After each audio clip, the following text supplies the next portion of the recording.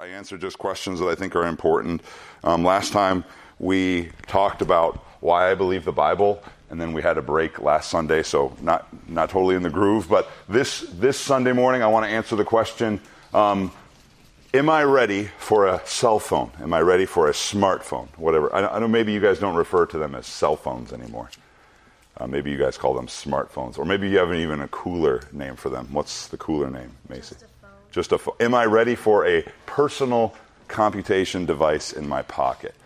That's a really cool phrase. Hey, real quick though, I want you guys to give me some answers. I had you write out on sticky notes reasons why people don't believe the Bible, and then we left them up there, and then Julia Swartz came and was so confused because it looked like I was teaching you rank heresy about the Bible. But hey, I want you, have any of you ever, take two and pass them around, have any of you ever done like speech class or anything like that? Speech? Anybody do debate class or anything like that? So like, do you ever do the thing where, here's some more sticky notes. Do you ever do like, this side takes the affirmative, and this side takes the, anybody ever do that? Like, yeah. Sarah, you know what I'm doing? Okay, so I want you guys to write down two things on these sticky notes. One, I want you to take the affirmative position, and then the other one takes the negative position. I don't know exactly what the words are. What are the phrases, Sarah?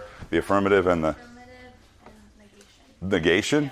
Okay, the negation. So I want one sticky note for you to write your best argument for why you should have a cell phone, or why cell phones are good, but mainly why cell phones are good, or why you should get a cell phone. Good reasons, the best reason you can think of. And then the other sticky note I want you to write down of why you shouldn't, why cell phones are bad. Bad news bears, why you should not have a cell phone.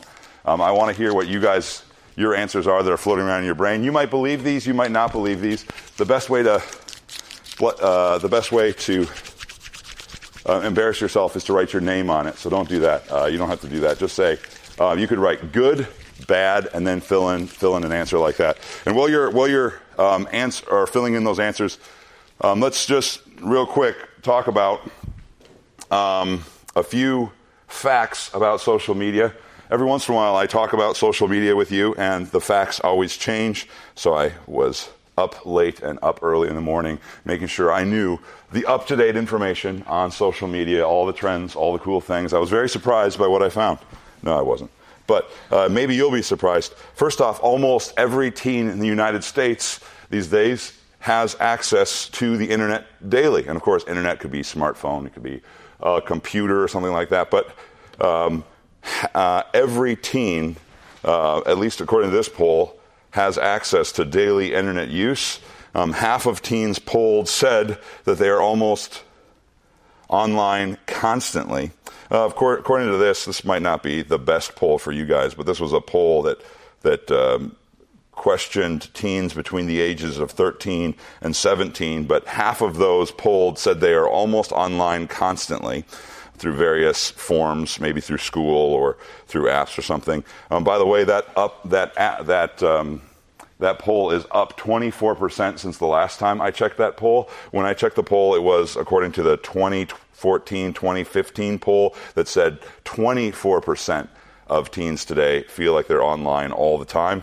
36% confess that they are online too much. 54% said it would be hard to give up their phone or some sort of online presence. On average, every person in the world, this isn't just teenagers, but this is just a poll between all ages. Every person is said to have at least an average of 7 different kinds of social media accounts. The average person spends 142 minutes daily on social media accounts. That's a little bit over 2 hours.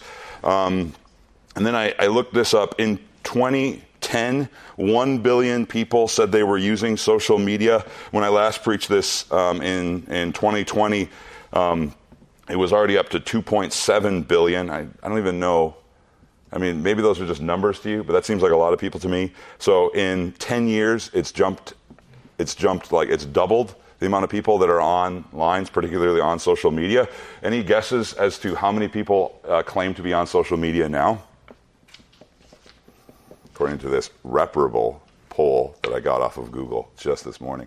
Any guesses? Any guesses? So in 10 years, it went from 1 billion to 2.7 billion. Anybody want to do a projection on it? Because they don't want to leave their house. What? They don't want to leave their house? 2020 was bad and good for social media companies and bad for your soul. According to a 2023 Forbes report, 2.1 billion people are now on social media. That's more growth than expected. But notice, it's quadrupling. It's growing really fast. Now for the fun part, most popular social media apps. Maybe some of you don't do social media. That's great. I have more respect for you. No, that's not true. But for those of you who do, let's see if you can guess what is number 10 on the most popular social media apps for teens between the ages of 13 and 17. Anybody want to take a stab at it? Number 10. You'll never guess. Who goes on Twitter? That's not number 10, but it's on. But nope, Facebook is higher than number 10. What? For 13 to 17-year-olds. I kid you not. Yes. No. LinkedIn did not make the list. Neither did Pinterest, which was surprising to me. I looked this up several times. I couldn't find Pinterest anywhere. Maybe I'm looking at the wrong poll, but I guess some people don't consider Pinterest a social media. yeah, some people don't. Yeah, okay. Well, number 10, Tumblr. I don't believe this. Number 9 is Reddit. Reddit is very popular too. 14% of teenagers say they use Reddit. WhatsApp. Anybody use WhatsApp for connecting with family? That makes sense. I do it with my family. WhatsApp, 17% say they are on WhatsApp. Twitch, if you want to watch somebody else have a lot of fun playing games. Yeah, it's Someone made an AI. Get a life. All right, that's just me. The Twitch is number 7. Number 6, Vienna's favorite, Twitter. That's right, Twitter. That means you're a Democrat, though, if you're on Twitter. True social. Number 5, believe it or not, according to this poll, 32% say they possibly have an account. I'm not sure how this goes, but Facebook. Yeah. Okay, but why would you have Why? Facebook as a teen? I know why. Exactly. You know, this might be a global thing. Maybe people in Asia find Facebook really cool. I mean, I just look at my mom's Facebook. I don't know. Anyway, all right. Number 4 is Snapchat. 59%. Snapchat is my least favorite. It's just, I mean, if you wanted an illustration of Ecclesiastes, it's Snapchat, right? Just vanity of vanities. It's just passing. It's passing. Number 3 is Instagram. You're right. Number 3 is Instagram. You thought it was going to be different, didn't you? 62% are on Instagram. By the way, 10% of teens polled said they are on Instagram nearly constantly. I don't know how you do that. Maybe you guys do. I could see how it could happen. Now, this is what I noticed with social media. It's the scroll factor, right? You just can keep going forever. And I think that's the most dangerous thing because it's just like one more. But Instagram, 62% of teens say they're on Instagram. 10% say almost constantly, which was crazy to me. Number 2, anybody want to guess? YouTube? No, it's not. Either YouTube or TikTok. It's TikTok. That's right. So number one is YouTube, actually. Yeah. It would be between the two. Not True Social. True Social didn't show up on this poll. Yeah. Well, listen to this. TikTok is 67%. 16% of teens say almost constantly. An average of 95 minutes a day. TikTok is addicting. TikTok, 52% of users are between 18 and 24-year-olds. And we all know that it's a Chinese spy app, so you're a fool. You're a fool to go on it. YouTube, 90... This might be other things, too. Like, you use YouTube for all sorts of things, I suppose, fixing your car. But 90... That's right. 95%. What, are you questioning the Pew Research poll? No. All right.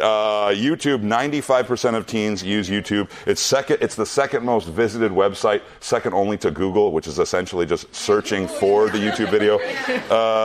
19% of teens say they are almost constantly on YouTube. That's 1 out of 5 average teenagers are constantly, I don't know what they mean by constantly, but that's a long time. This is crazy to me. 500 hours of content are uploaded every minute. It is humanly impossible for you to watch everything on YouTube, and that's good for your soul to not even try. But there are 500 hours of content. 5 billion videos are watched daily. 90% of viewing is primarily through a smartphone or a private device, and that tells me you're alone mostly when you're watching YouTube. The average time is over 40 minutes a day, I think. 70% of people spend... 70%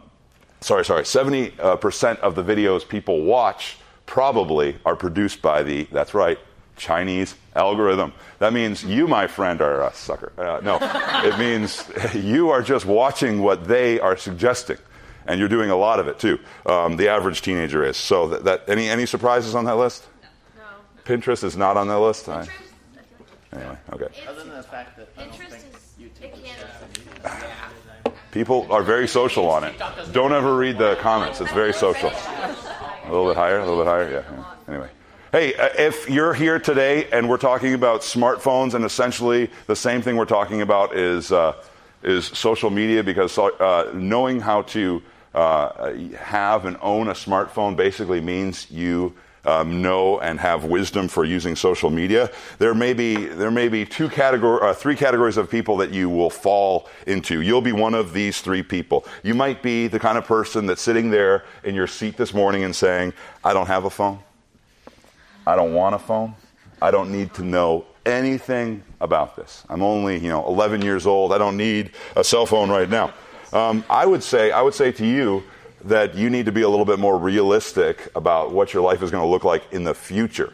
If you are not preparing yourself, there will come a day when you will probably have a phone for some reason or another. And if you are not even preparing right now in the areas of discipline and self-control, and you're just in denial right now about wanting a cell phone, that's probably not setting yourself up very well. Godliness, I would say, is not by escape, but godliness is through purposefulness. If you want to be godly in this world, it's not through escaping, becoming a monk. It's through being purposeful to the glory of Christ with everything that you do. Those who don't intentionally live, listen to this, will fall and fail in social media. So if you're just back there saying, I don't want a cell phone, I don't want to think about a cell phone, you might not be setting yourself up for success. Godliness means you are starting to think, even before you have a cell phone, about how you can be purposeful with that phone. But you might be another kind of person, and maybe the majority of you are this way.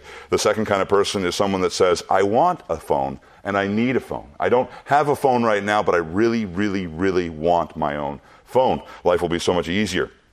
My exhortation to you would be to be patient, to honor God now. God has given you precious time now in your life to grow in vital character that you need to honor him through a phone.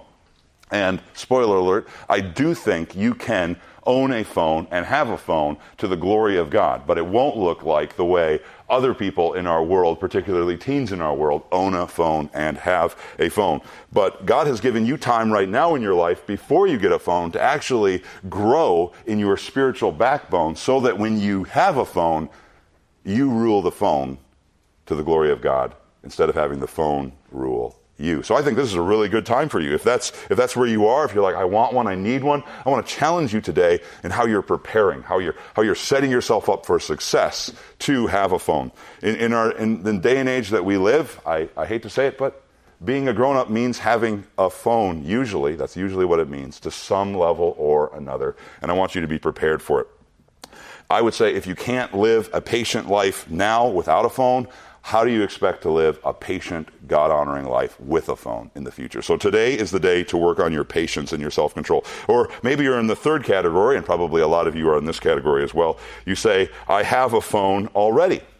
Don't need to know about phones. I've already got a phone. Don't need this message at all. Well, to you, I would say perhaps this is a very important message as well. And my question for you this morning is, are you going to be teachable?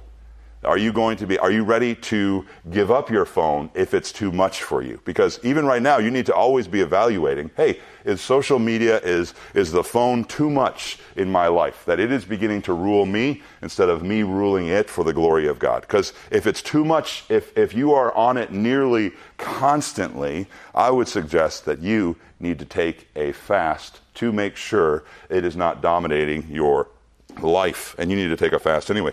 The basic question I'll ask, can social media, can a phone have a lower place in your life and in your heart? Because even if you think it's in control right now, but you couldn't have less of it than you have right now in your life, I think you need to evaluate the importance of a cell phone in your life. Now, I understand there's probably lots of good arguments, right? There's lots of great arguments for why your parents give you a phone, and some of those are really, really good as well. And matter of fact, I want to hear those right now. So please give me your sticky notes. And do we have them all right here, all grouped together? All the bad. Oh, good. You did it for me? Yeah. Where's the bad? These are the bad ones. These are the bad? Which one? Well, these are the bad? Yes. No phones, ever. They're bad. They're always bad. Oh, what are these? I have no idea. No idea? Okay, all right. Okay, really quick. Let me just review what you guys say when you think, what? Okay, well, clump them in a pile, and then hold these two. I got too many already. All right, here we go. All right, here we go. These are bad. Phones are bad. The negative position. Oh, the negative position. How do you say it again? Negation. That's right. Negativation. All right. You shouldn't have a phone because it is not safe to access the internet, especially for a minor. Here you go. That's interesting. Okay, it's not safe for a minor. Bad. It could be very, very easily become an idol. It's very time-consuming. It could cause, this is more than one reason, it could cause you to become very lazy. It could take up way too much of your time. It's just a bad idea for someone who isn't ready and who doesn't have self-control. So let's boil that down to, it'll feed your laziness. That's right. This is a pro. Come on. What are you guys doing? All right. I am involved in a lot of ministries, and I'm home alone a lot and need to be in touch with my parents and others. Here's a pro reason, right? I need to have a phone to contact people, to let them know what we're doing, and so I can be organized, so I know when all these events are in the summer, because Pastor David's always doing these events, and I need to know when they all are, and if I had a phone, it would work. They are good for communication when needed, or in case of emergency, right? Once again, in the world we live in, that's kind of the way people communicate today. The affirmative here, good. Phones are useful for contacting people. Quick if in danger. Police, fire department, parents. Makes it easy to find info quickly. Once again, I'm hearing a trend here. If I am about to be shot, I can get my phone and get my parents there to pick me up from my friend's house. There is so much access. This is a negative. Access to explicit content, time-wasting activities, such as games, social media. So it's just so easy to get in danger and in trouble with social media. It promotes idleness, being alone. That's what it does. You remember what that says. David's second biggest fan? Who are you? All right. This is a no. With great power comes great responsibility. Is that a no or is that a pro? I don't know. Why it shouldn't. The internet can be the source of various sins. All right. So more contact with the world, more sin. It's a black hole of sin, debauchery, and time wasting. All right. Okay. That was good. All right. Affirmation over here. So you can be in contact while at work with parents and so on and so forth. You're ready when you don't need a phone. All right. That person's been reading my notes. All right. Why I should have a cell phone. Your parents can track you where you go and contact your friends and family. Okay. This is, just before we go on, all of these are basically so my parents can contact me. Don't your friends have phones? Can't you contact your parents? I'm sorry. If that's your best argument, sorry.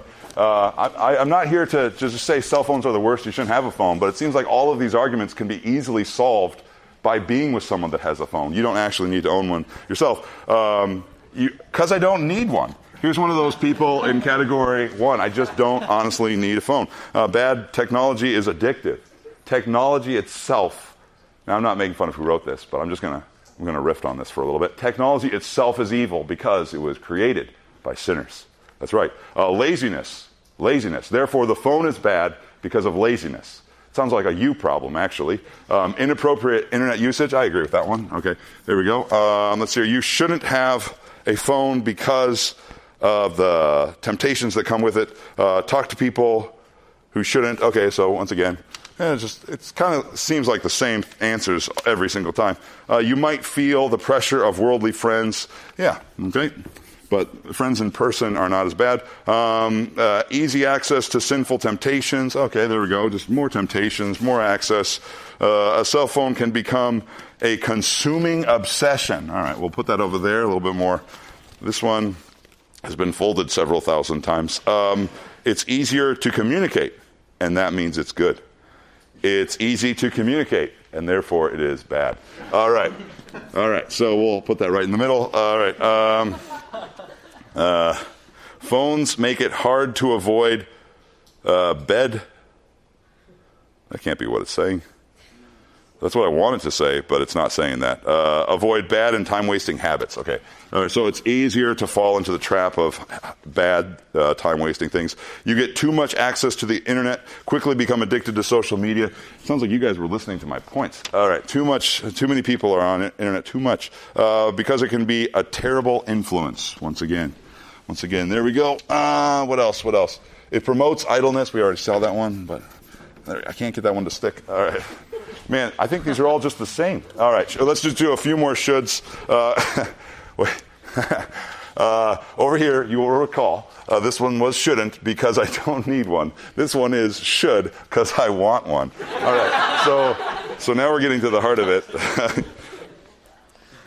You need a phone. This is interesting because the world is dangerous and you always need to be able to contact someone as a teen.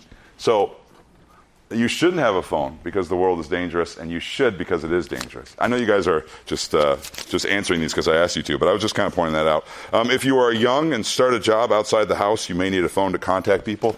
Once again, when I was a kid, we just memorized someone's phone number. But, I mean, that's on you. All right, so I could be tempted to be on my phone instead of with my siblings. Yeah, it makes you antisocial, ironically. They are bad in terms of getting access to ungodly things and can cause sin in your heart. So once again, it just kind of magnifies what's in there already.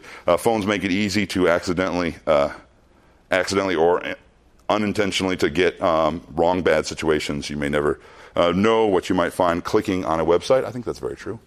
Okay, we'll just leave it at that for now. So we get a general. Sorry if I didn't get to your sticky note. I really do.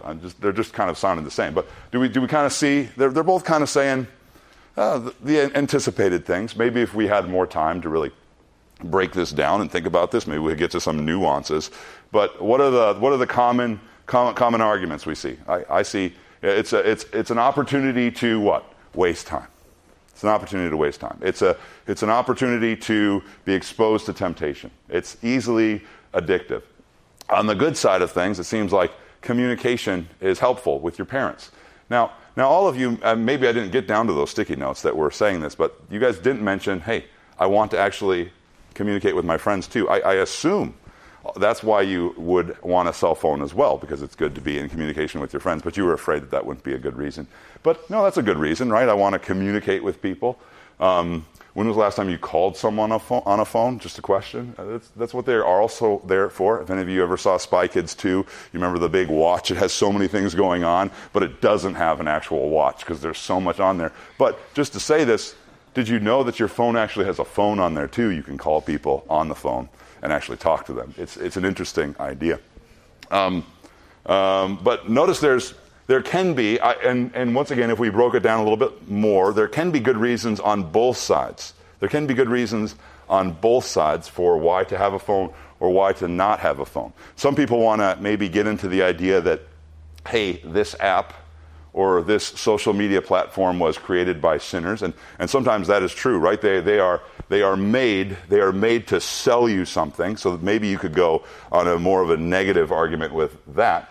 But in some ways, those could be used for good too. It could be argued. But I want to just make 3 points about a phone, and I always like to make these points with you to help you think biblically and responsibly about your phone. 3 points. They're really easy. They're really quick. You'll get them real easily. And number one, a cell phone is not inherently bad.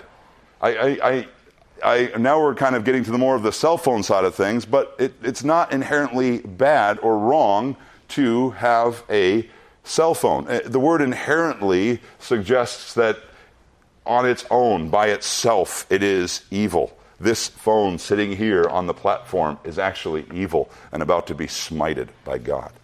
No, I don't think you can say that cell phones are inherently bad. You can say it is a power. It is a technology that enables you to do more with it than you could without it. It increases your power to do something, just like a car increases your ability to do something. It increases your ability to go places that are further, but it has great power, and as we know, with great power comes great responsibility, right? But it's like a car. It's like fire. Has great power to do good things, to heat you up so you don't die at night by the campfire.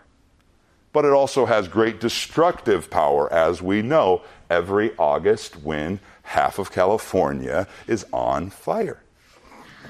Or a gun. A gun has great capacity for good and also has great capacity for evil as well. And just by showing all the evil of something that can do, doesn't necessarily mean it is bad in itself, but it does show that it can be used for great evil. But so I would say, number one, a cell phone isn't inherently bad.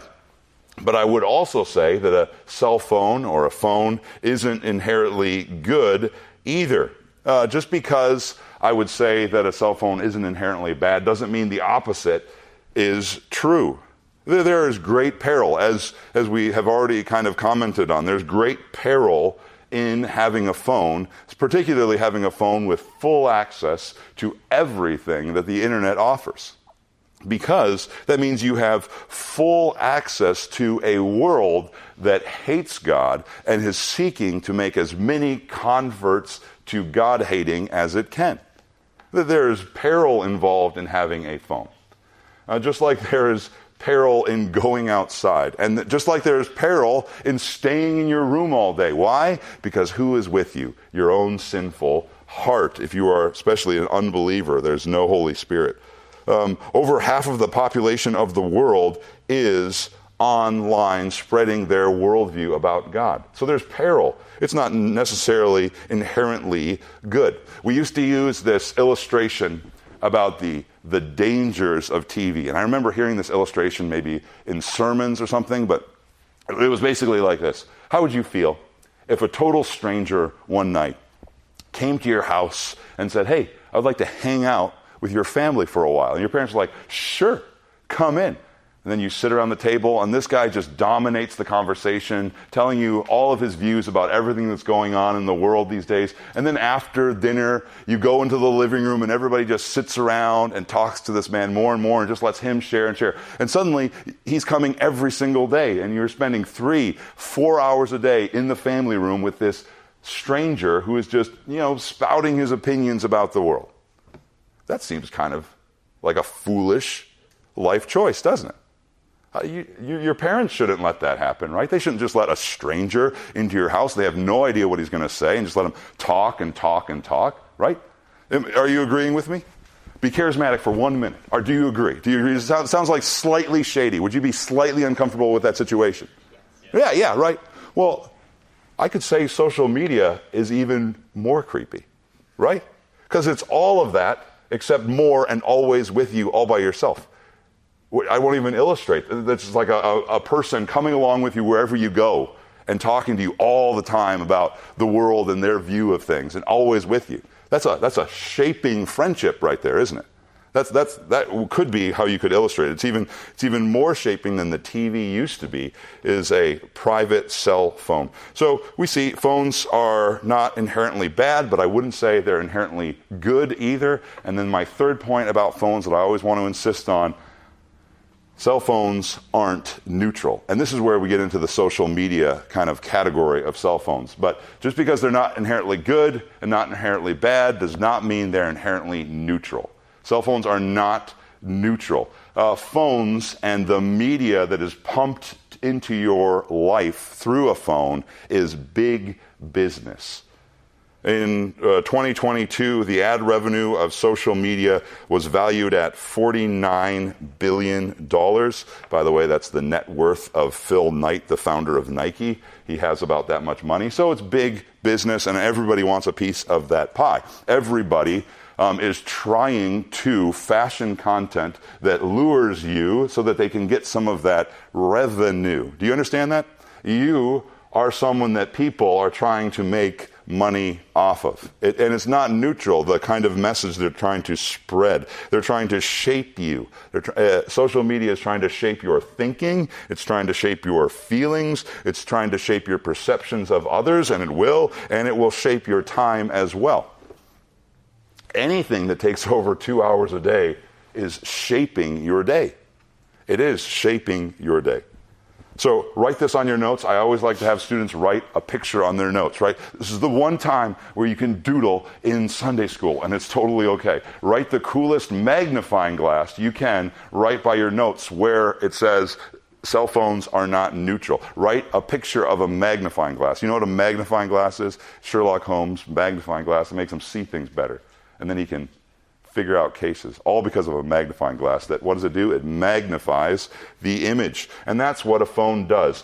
A cell phone will magnify the cravings of the world. The things that the world loves, the things that the world craves are magnified to you through social media. And it also will magnify your desires of your heart as well. You will see who you are through your cell phone. It's not neutral. It'll show you what you want. Matter of fact, one of the dangerous parts of a cell phone are not the cell phone itself, but your heart that you carry with you when you are searching on social media. That is the dangerous part. You have a friend that wants to stab you in the back, your own desires of your heart, your own personal idols. It will reveal you. It will reveal your heart. I'm gonna stop there. Any questions? Any confusion? Any pushback? Any arguments? Right. Well, that's where I go back to. You kind of need a phone in today's world in one way or the other. You could find a really dumb phone, I suppose, and use that. My dream is still to find a flip phone, but I cannot find a flip phone for the life of me. But they've got to be out there somewhere. But yeah, just for calling people and texting people, you could find that. But what I would say to the adult is, are you so vulnerable to temptation that you cannot be trusted to be alone with a phone? Then yes, for a while, for a good season of your life, I would say you need to put away the phone and strengthen your spiritual backbone before you can have a phone. But you can find ways to sin through a dumb phone too, I'm sure. You can find ways to sin without a phone. But what I'm mostly concerned is, hey, where's your heart at?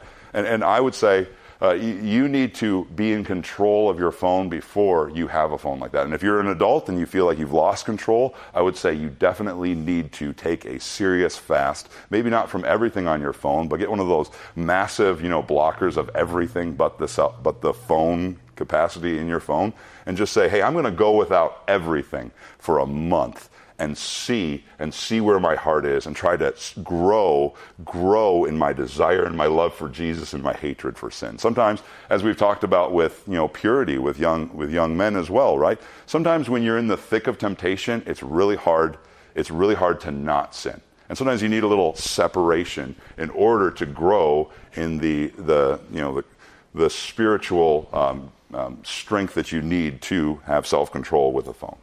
Now, I've put a lot of discipline into my life to try to counter a phone, but even sometimes I need to reevaluate. Hey, is this becoming too much of a place in my heart? I know Tim Challies, remember the famous blogger, once said that he was realizing that his phone was becoming a dominant part of his life. It was becoming dominant in his life.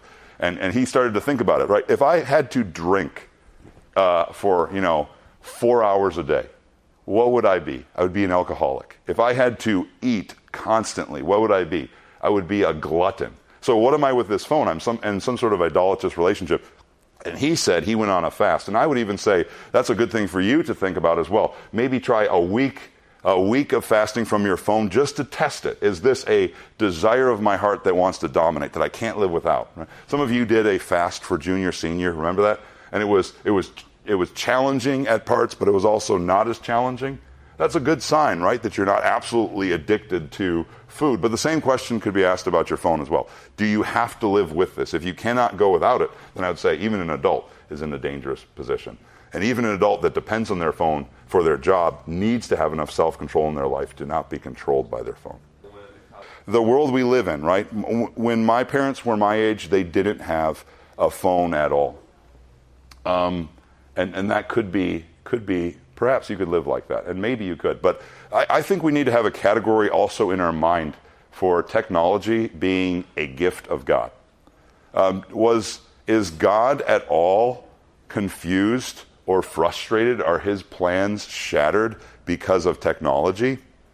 Or did God even say, I am ordaining this world and all of the metals in this world in order for mankind to create things? I would say God actually is in control of everything. Matter of fact, there's a passage in Isaiah that talks about how God ordains not only the man who makes the weapons, but also the man who wields them as well. God is in sovereign control of everything, and there's actually good purposes for God in technology. With your phone, you can do incredibly good things. With my phone, I can communicate with all of you in one day. It would take me all day, but I could communicate with all of you and have a quality conversation with all of you, even if you were in different areas of the world. With my phone, I can, keep up with people, keep up with family, let you guys know when things are, make sure you guys are all here with me. We can reach out and encourage missionaries. With technology, we can do incredible translation work. Phones can have innumerable good things. And so once again, if someone comes to me and says, well, I didn't have a phone growing up and I was just fine, that's true. But you know what? 100 years ago, there were a lot of things people didn't have, but I don't want to go back to those days. I know I was reading this book by Tony Reinke, who writes with Desiring God, and he was making this illustration of, hey, if you could go back in time, if you could go back, 100 and so years, and you could be the richest man in the world, if you could be John Rockefeller and have like $1 million, which translates to a whole lot more today, would you do it? Would you continue your existence now being someone who is poor without anything? Well, you don't have anything, but you have a phone, you have your family, you have food, you have medicine. Or would you go back in time to be the world's wealthiest man? Would you do it? Anybody want to raise their hand? Who would want to be the wealthiest man, 150? You would? You would? Anybody else? You? Yeah, you're C.S. Lewis reincarnated. Anybody else? Anybody else? Anybody else would want to go back? Look. Would you? You could be the richest person in the world 130 years ago. Vienna, you love old things. I wouldn't have all of this. Yeah. See, that's the key, right? Oh yeah, you don't get AC. I mean, you could get personal AC in your house, but you wouldn't get AC anywhere you go. Oh yeah, you can't really travel that fast. Airplanes haven't been invented yet. You could take a boat for a few months to go to Europe. You could do that. You could have all sorts of fine food, but of course only in season because you can only transport things as fast as a train can move.